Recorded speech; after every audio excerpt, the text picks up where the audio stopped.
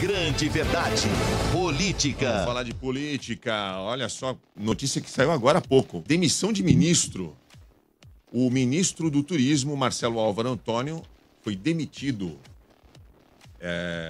Segundo o Tonholi apurou aqui, parece que ele se envolveu num enrosco aí, em grupo de WhatsApp. É isso, Tonholi? Olha, já vem há algumas semanas, ele está num grupo de WhatsApp que congrega boa parte do governo Bolsonaro, inclusive todos os ministros. Ele vinha atacando o atual chefe da Secretaria de Governo, Luiz Eduardo Ramos, falando que Luiz Eduardo Ramos trabalha para o Centrão e estava trabalhando para derrubar ele, ministro do Turismo. O Luiz Eduardo Ramos é aquele que o Salles chamou de Maria Fofoca? Maria Fofoca. Aí o Luiz Eduardo Ramos ficou pistola e foi cobrar do Bolsonaro um posicionamento.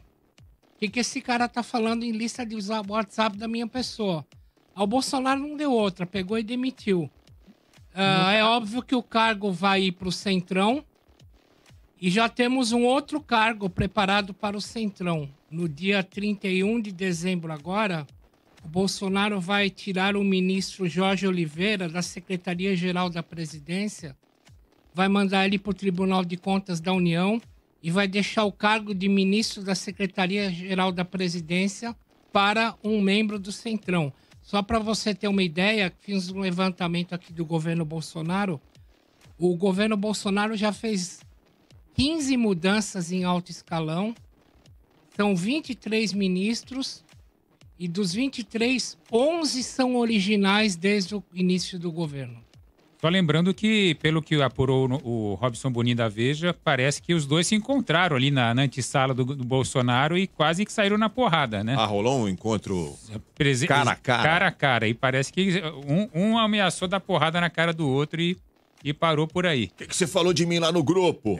Tua mãe não presta, essas coisas todas. E aí, só lembrando que o Marcelo Álvaro Antônio, ele como o Bolsonaro falava que não tinha corrupção no governo dele, né, Tonholi? Só lembrando que o Marcelo é indiciado pela Polícia Federal em 3 crimes. Formação de quadrilha, ver se eu lembro todos. Ele foi indiciado pela Polícia Federal por envolvimento num esquema de candidaturas laranja. Isso, do PSL de Minas Gerais. Ano passado. Ele armou um esqueminha lá para as mulheres candidatas receberem uma grana, né, do fundo partidário para serem candidatas, mas na verdade, pelo desempenho delas, candidatas que recebiam ali 5 votos, 10 votos, pelo jeito elas não fizeram campanha nenhuma. Quer dizer, mas não é por causa disso que ele está sendo demitido. Não, ele claro, muito pelo contrário. Ele estava ministro, inclusive, ele foi um dos primeiros denunciados ali, né? Apesar disso, o governo Bolsonaro começou já com esse bafafá aí. E segurou a onda do cara até agora. Exatamente, mas logicamente a cabeça dele estava a prêmio já faz algum tempo, desde que o Bolsonaro resolveu fazer o acordo com o Centrão. Uma hora dessas ele ia dançar, não tinha jeito. Então, para deixar claro, o Bolsonaro está unindo o útil ao agradável, né? Porque ele aproveitou que o Marcelo Álvaro Antônio se envolveu nesse enrosco aí e aí já encontrou uma bela justificativa para dar um tchau pro cara e criar a vaga que ele precisava. Acenou pro Patriotas. Para agradar os republicanos, né? Acenou pro republicanos. Mas a demissão dele conduziu o Arthur Lira para a presidência da Câmara e já no período de 15 dias terá oferecido 2 cargos de ministro ao Centrão. Centrão faturando. Quantas vezes vocês ouviram na campanha de 2018? O Bolsonaro, vou votar no Bolsonaro porque ele não vai negociar com o Centrão. Ele vai dar um fim na velha política. Exatamente. Quanta gente que eu conheço falou isso em 2018. Você não conhece, Tonholi? Da mesma forma que falavam do Lula, até que o Lula assumiu, a primeira coisa que ele fez foi fazer um beijamão no José Sarney. Pois é. Aí me vem a pergunta, Tonholi. Você que é um cara muito pé no chão, é possível governar o Brasil sem o Centrão? Impossível. Historicamente, a história prova isso. O que é o Centrão? Se o Centrão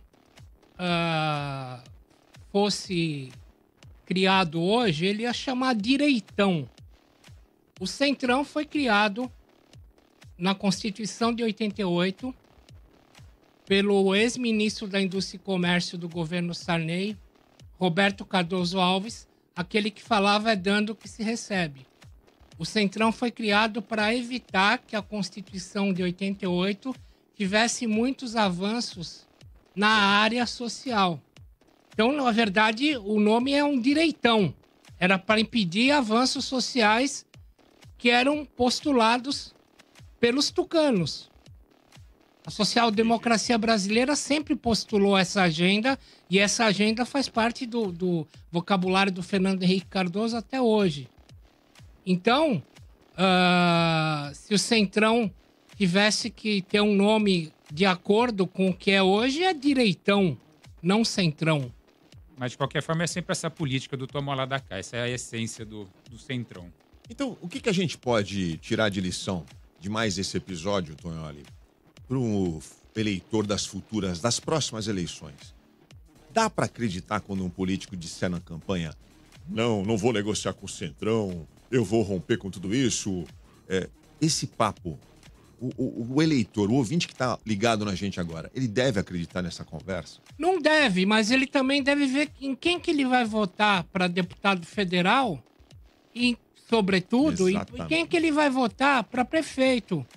Lembrando que na outra eleição, o MDB, que era PMDB, conquistou 1.044 prefeituras. Agora baixou para 700 e poucas, mas de qualquer forma tem uma irrigação. E por que tem essa irrigação, MDB? Tem essa irrigação por causa das frentes municipalistas criadas pelo Orestes Quércia, pelo MDB. Cada município tinha uma frente política muito ativa. Eram as frentes municipalistas. Isso oxigenou de tal forma o MDB que hoje ele tem a maior irrigação. Ora, se você vota num cara para presidente, você vai ter que saber que, por força dos fatos, até a eleição para vereador acaba influindo na presidência. E, sobretudo, eleição para deputado federal. Então, tenha consciência não só em votar no seu presidente, mas tenha consciência em quem você vai votar para vereador e, sobretudo, para deputado federal, porque são esses deputados federais que, uma vez na Câmara, barrarão ou exercerão poder, muitas vezes imoral, para que consigam espaços nos governos. E conseguir espaços no governo quer dizer negociação espúria de toma lá da cá. Por isso que a gente não pode chegar naquela... Como é muito comum a gente ver, né, na época de eleição de senador, de deputado federal, o pessoal chegando na última hora, né, faltando 2 horas para a eleição, um dia antes, o pessoal procurando... Você tem indicação de candidato? Ou seja, tem que procurar, tem que pesquisar, dá trabalho. Votar não é simplesmente pegar a indicação do outro. Você tem que pesquisar quem é o cara, as propostas que ele defende, o partido que ele está ligado, porque essas coisas fazem diferença, como o Tonholi mostrou. Chega na hora de fazer o toma lá da cá, isso rola mesmo. O Centrão, ele não surge, não tem geração espontânea de deputado lá na Câmara. Exatamente. Esses deputados estão lá porque o povo vota neles, eles vão para lá. E lembrando que a gente teve uma grande renovação na Câmara Federal e no Senado, né? Essa última eleição foi uma eleição marcada justamente por essa renovação. E essa renovação, então, eu acho que a gente tem que prosseguir com ela para que novos nomes apareçam e não compactuem dessa negociata. Por exemplo, o Eduardo Cunha, ele não tinha interlocução com a Dilma, mas ele chegava no Temer e falava assim, olha... O Centrão quer isso da Dilma, vai pedir para ela agora. E o Michel Temer ia lá correndo e pedir as coisas para Dilma.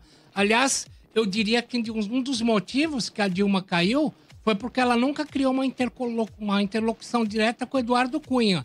Ela nunca criou uma interlocução direta com o Centrão, ao contrário do que o Lula fez e do que o Bolsonaro faz.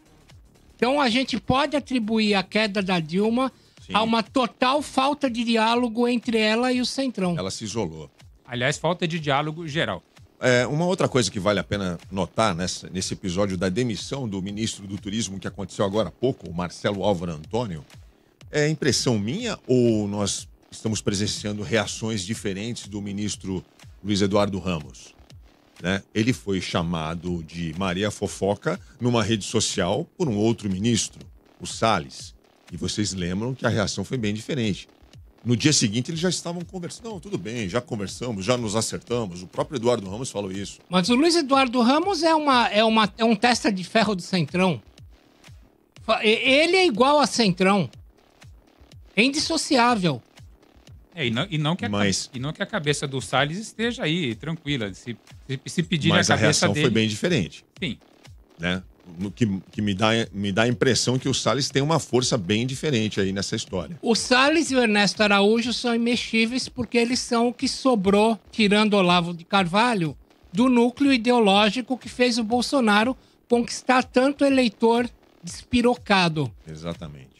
Esse é o ponto, Cláudio Tonholi. A grande verdade.